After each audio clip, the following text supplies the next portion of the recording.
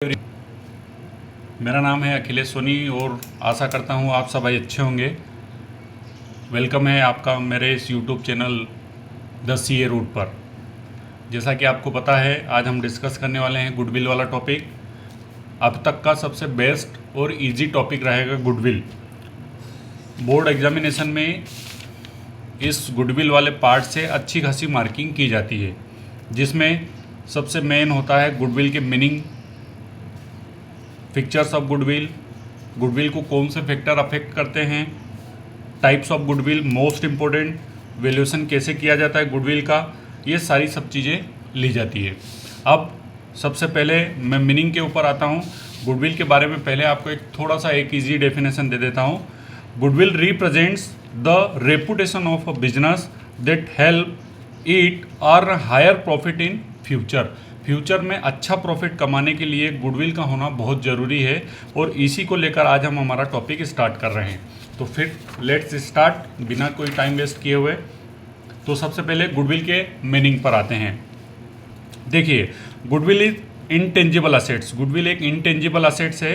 It's represent the reputation and value of the business that help to earn higher profit in the future.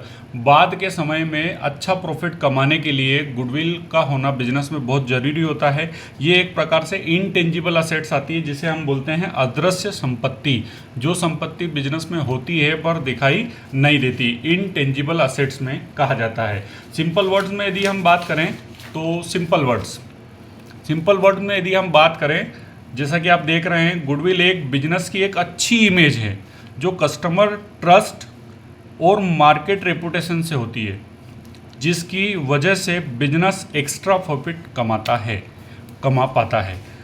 और अच्छे से बात करें तो वह अमूर्त संपत्ति, अमूर्त मतलब बोले तो इंटेंजिबल असेट्स है, जो व्यवसाय की प्रतिष्ठा, ग्राहक विश्वास और बाजार में पहचान को दर्शाती है। बाजार में अच्छी पहचान होना एक अच्छे बिजनेस की क्वालिटी मानी जाती है। एक एग्जांपल के लिए आपको इसमें दे देते हैं ताकि आपका ये डोज पूरा कंप्लीट हो जाए।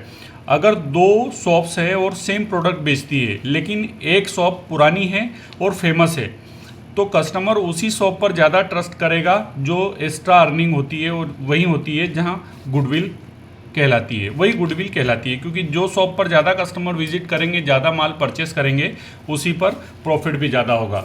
गुडविल यदि अच्छी है तो नो डाउट प्रॉफिट भी ज़्यादा होगा। अच्छा, इसको कैसे पहचाने, तो इसके लिए की आइडियाज़ भी है मेरे पास। टच नहीं कर सकते। गुडविल एक ऐसी असेट्स होती है जिसे टच नहीं कर सकते, देख नहीं सकते, क्योंकि वो इनटेंजिबल असेट्स है, दिखाई नहीं देती।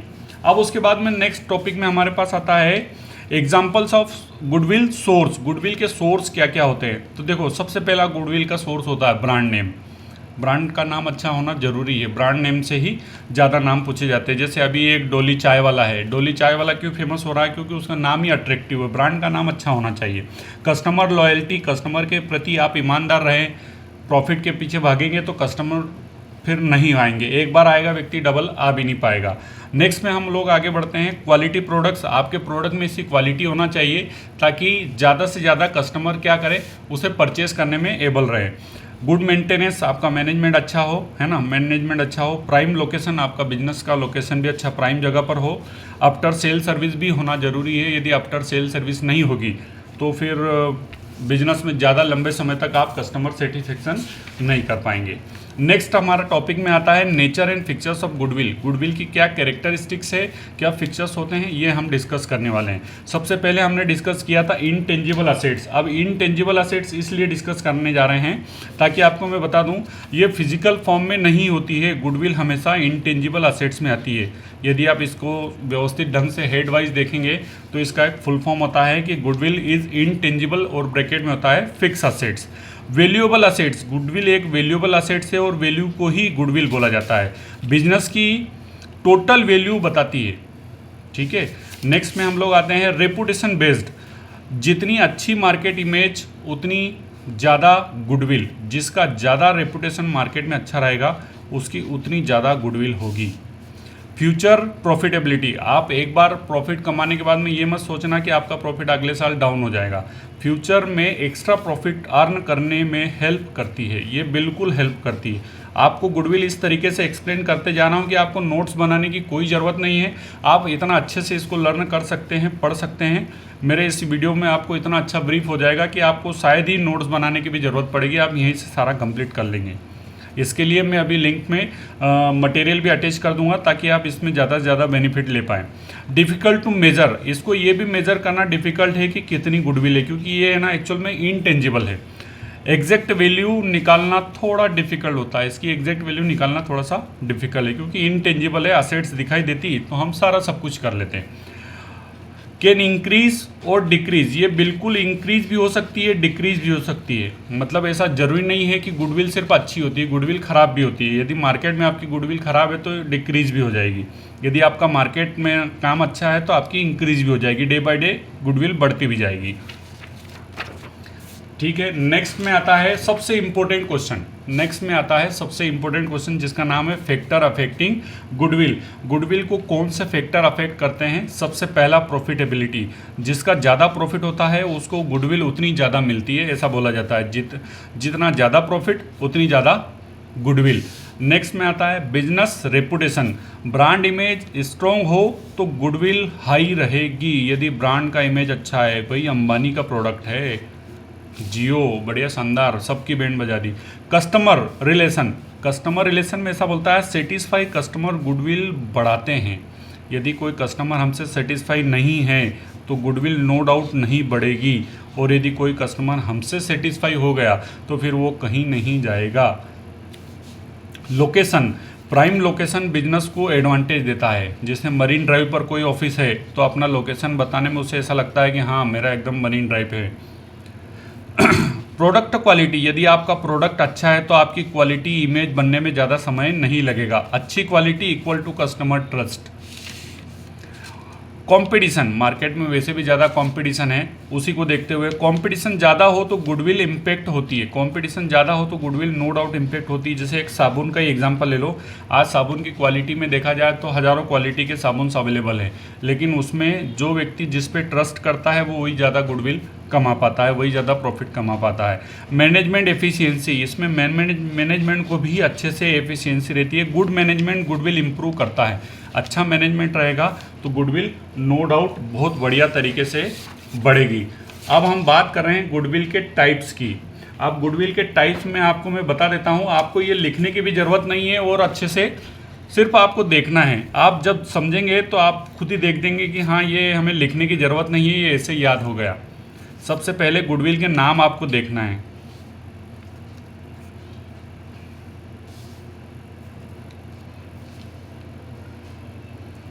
देखे आपने, पहला नाम आ जाता है डॉग गुडविल, दूसरा नाम आ जाता है केट गुडविल, तीसरा नाम आ जाता है रेड गुडविल, और फोर्थ नंबर पर आता है रेबिट गुडविल। अब आप सोचेंगे कि सर ये आपने क्या बताया, तो चिड़ियाघर हो गया। बिल्कुल नो डाउट चिड़ियाघर जैसा ही है, लेकिन आपको बहुत अच्छे से याद करने के लिए सबसे बढ़िया सा कंटेंट है। अब मैं सबसे पहले डॉग गुडविल की बात करता हूँ। Dog goodwill will follow my master whenever he goes, whenever we go we follow, ऐसा डॉग के बारे में बोला जाता है। डॉग गुडविल के बारे में आपको एक अच्छा सा डेफिनेशन है मेरे पास, मैं वो आपको दे देता हूँ ताकि आप ज़्यादा से ज़्यादा उसको अच्छे से हाईलाइट कर सकें। डॉग गुडविल की बात कर रहे हैं। डॉग गुडविल को ऐसा बोला जाता है, customer are attached the person conducting the business rather the location. Business location के ऊपर नहीं जाते हैं हम, सिर्फ बिजनेस के मालिक के ऊपर जाते हैं। इफ़ द ओनर लीव्स, यदि वो वहाँ है तो कस्टमर लीव्स, मतलब वो कस्टमर वहाँ तक रहेंगे। Making this type hard to transfer, उनको वहाँ से छोड़ना बहुत हार्डली होता है, बहुत टफ होता है टास्क। इसीलिए बोला जाता है whenever we go we follow. एक आपने वोडाफोन का ऐड देखा होगा, उसमें भी इसी चीज़ का यूज़ किया गया है। कस्टमर हमेशा ओनर को फॉलो करते हैं। यदि ओनर यदि बिजनेस में है तो कस्टमर अवेलेबल रहेंगे, अदरवाइज कस्टमर भी चले जाएंगे। ओनर गया कस्टमर भी गया, इसी को बोला जाता है डॉग गुडविल। अब नेक्स्ट में हमारे पास गुडविल में आने वाला है केट गुडविल। सबसे टॉप क्वालिटी की गुडविल इसे ही माना जाता है, सबसे टॉप क्वालिटी की गुडविल इसे ही माना जाता है। ये सबसे महंगी गुडविल में आती है। ठीक है।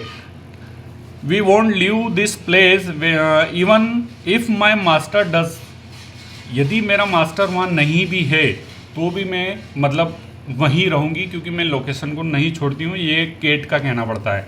और ये डिपेंड करता है उसके नेचर पे, जैसा गुडविल का नाम है। Customer are loyal to the brand और लोकेशन, यदि कोई पुराना ब्रांड है और लोकेशन है तो कस्टमर क्या है, उसी पे लॉयल रहेंगे, उसी के ऊपर जाएंगे। Rather the owner, rather than the owner, यदि ओनर है भी या नहीं भी। Even the ownership change customer continue to visit, यदि ओनरशिप चेंज भी हो गई तो कस्टमर कंटिन्यू वहीं पर विजिट करेंगे। Making this the most valuable types, ये सबसे ज़्यादा मोस्ट वैल्यूएबल है क्योंकि प्लेस गुडविल के नाम से भी इसे जाना जाता है। मेरे ख्याल से आपको अच्छे से समझ में आ रहा होगा। थर्ड नंबर की गुडविल जो कि बहुत अच्छी गुडविल में से माना जाता है, ये भी गुडविल बहुत शानदार है, इसका नाम है rebate goodwill, red goodwill red goodwill इसका नाम है।